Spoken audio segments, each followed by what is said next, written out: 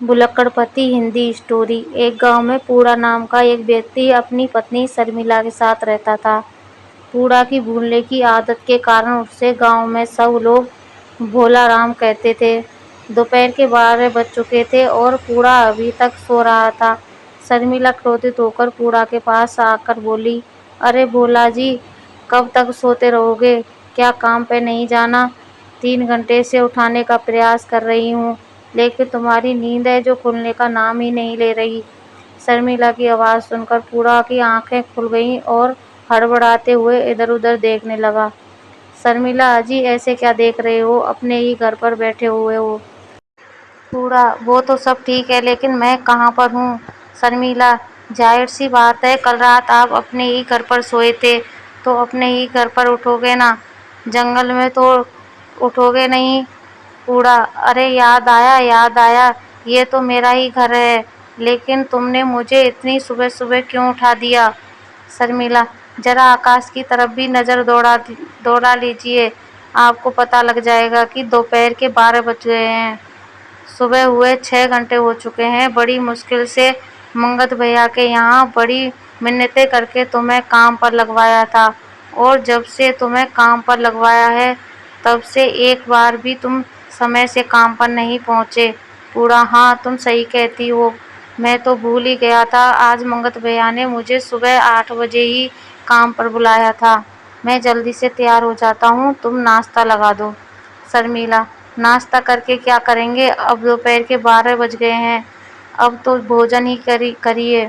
पूड़ा, मगर भोजन करके उसका मूड खराब हो गया।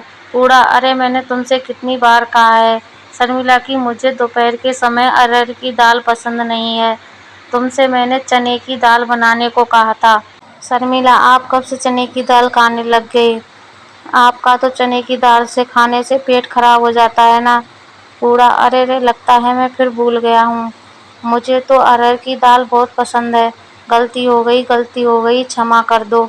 कल से मैं सुबह 8 बजे ही आ जाऊँगा मंगतलाल भैया। शर्मिला, अरे क्या कह रहे हैं आप?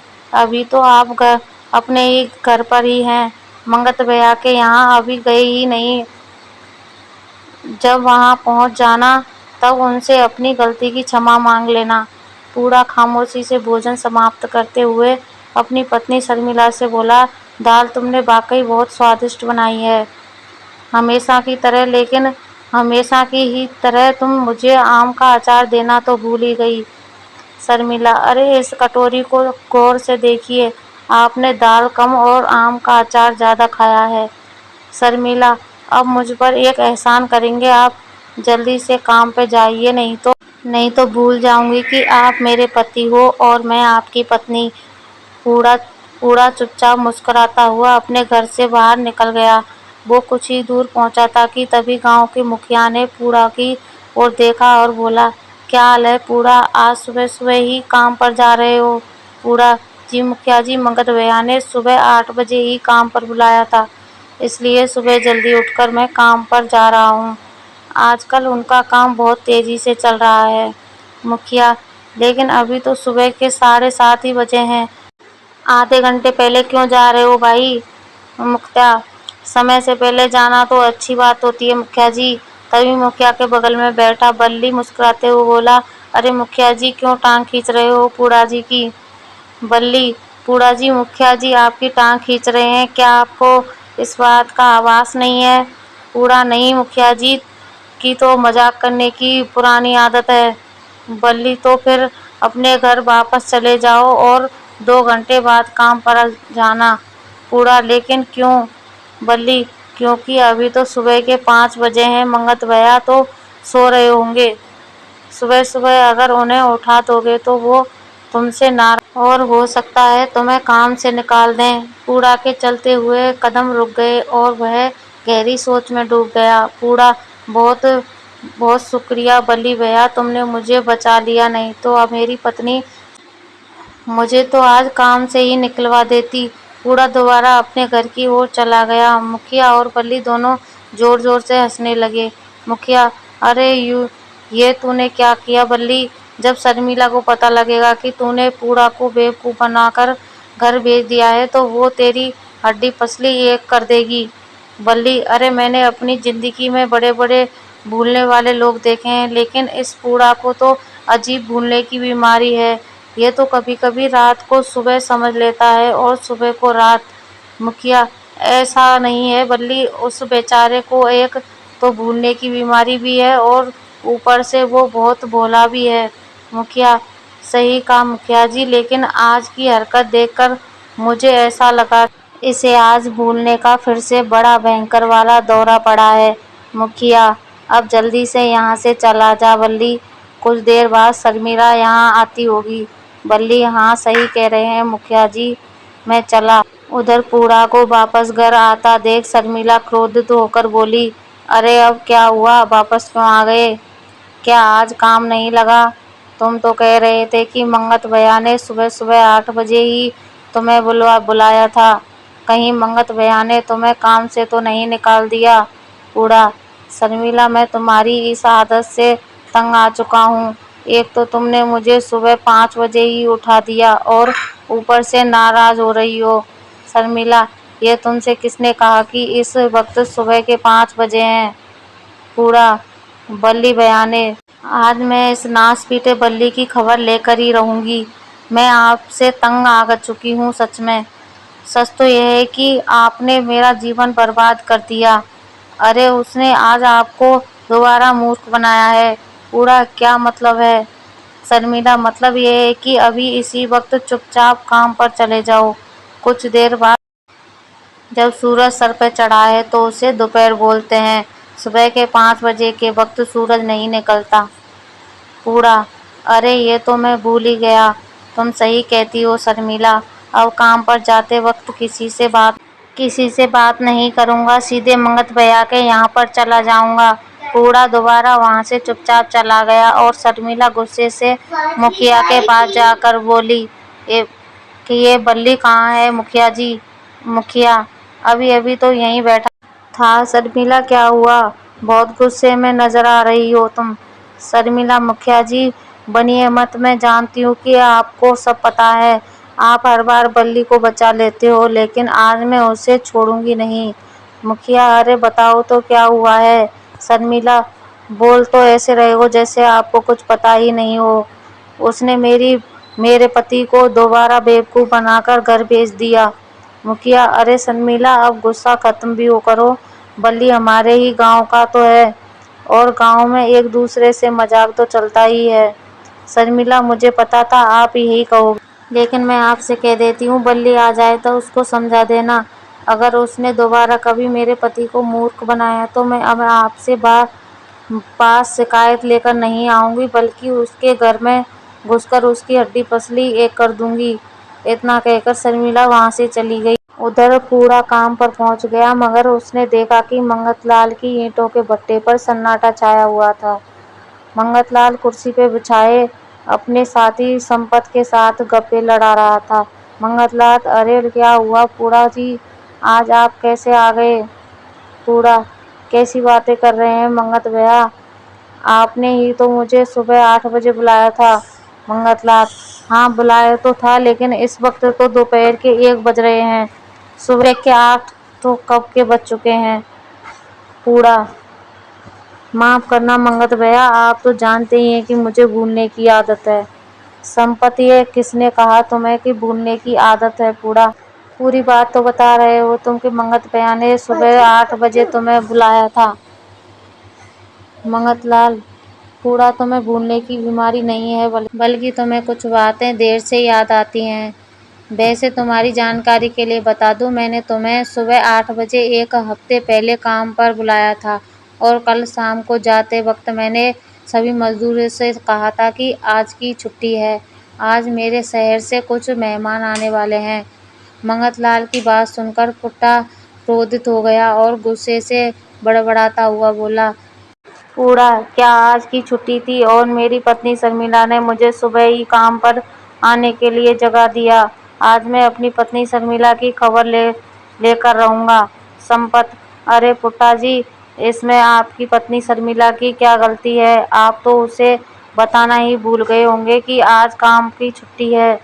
बूढ़ा, बिल्कुल सही कहा संपत भैया, ये बात भी मैं अभी कुछ देर पहले ही भूल गया हूँ। मंगतलाल, कोई बात नहीं पूड़ा, अब तुम घर जाओ, कल आराम से काम पर आना, मेरे मेहमान आने वाले होंगे। मंगतलाल की बात सुनकर पूड़ा चुपचाप वहाँ से चला गया। पूड़ा के जाते ही एक कार मंगतलाल के पास आकर रुकी। कार में से एक व्यक्ति बाहर निकलकर खड़ा हो गया। मंगतलाल, मैं तुम्हारा ही इंतजार कर रहा था। यस यस, तुम हमारी गैंग के लिए वर्षों से काम कर रहे हो मंगतलाल। इतने सालों में किसी को शक भी नहीं हुआ कि तुम हमारी गैंग से जुड़े हुए हो। मंगतलाल, मुझे सिर्फ पैसों से मतलब है यस जी, और पैसों के लिए मैं कुछ भी कर सकता हूँ। गांव में ये शराफत का चोला ओढ़ कर ही रखना पड़ता है, नहीं तो गांव के लोग शहर वालों से ज़्यादा खतरनाक होते हैं। लाठी डंडों से ही पीट पीट कर मार डालते हैं। यस, मैं आज तुम्हारे लिए बहुत खास काम लेकर आया हूँ। तो मैं अपने ही गांव के मुखिया को उसके परिवार सहित बम से उड़ाना है। तुम्हें इस काम के लिए 10 करोड़ रुपए मिलेंगे। मंगतलाल, 10 करोड़ रुपए मामूली मुखिया के लिए? ऐसा क्या खास है मुखिया में? यस, मुखिया की शहर में 200 बीघा जमीन पड़ी हुई थी, जिस पर काफ़ी वर्षों से मुकदमा चल रहा था। कुछ दिन पहले मुखिया उस मुकदमे को जीत गया। मुखिया की अपोजिट पार्टी ने उसे और उसके परिवार को मरवाने के लिए अच्छी खासी रकम। मुखिया की जमीन हवाई के बगल में है, जिसकी कीमत करोड़ों में नहीं बल्कि अरबों में है। तुम्हें इस काम के लिए 10 करोड़ रुपए ऑफर किए गए हैं। मंगतलाल, मैं कोई कच्चा खिलाड़ी नहीं हूँ। 25 करोड़ रुपए से कम मैं नहीं मानूंगा। यस, मुझे पता था मंगतलाल कि तुम एक नंबर के लालची व्यक्ति हो, और मैं जानता था कि तुम 25 करोड़ रुपए ही मांगोगे, लेकिन मैं चाहता तो तुम्हें नहीं बताता कि मामला क्या है मंगतलाल। और तुम ये भी जानते हो कि मैं कोई भी काम करने से पहले मामले की जड़ तक पहुंचता हूं। पिछली बार शहर के सबसे बड़े बिजनेसमैन राजन खसाना के घर पर बम ब्लास्ट मैंने ही करवाए थे। आज तक पुलिस उसका सुराग नहीं लगा सकी। यस यस, कॉन्फिडेंस होना अच्छी बात है, लेकिन तुम अब ओवर कॉन्फिडेंस हो रहे हो।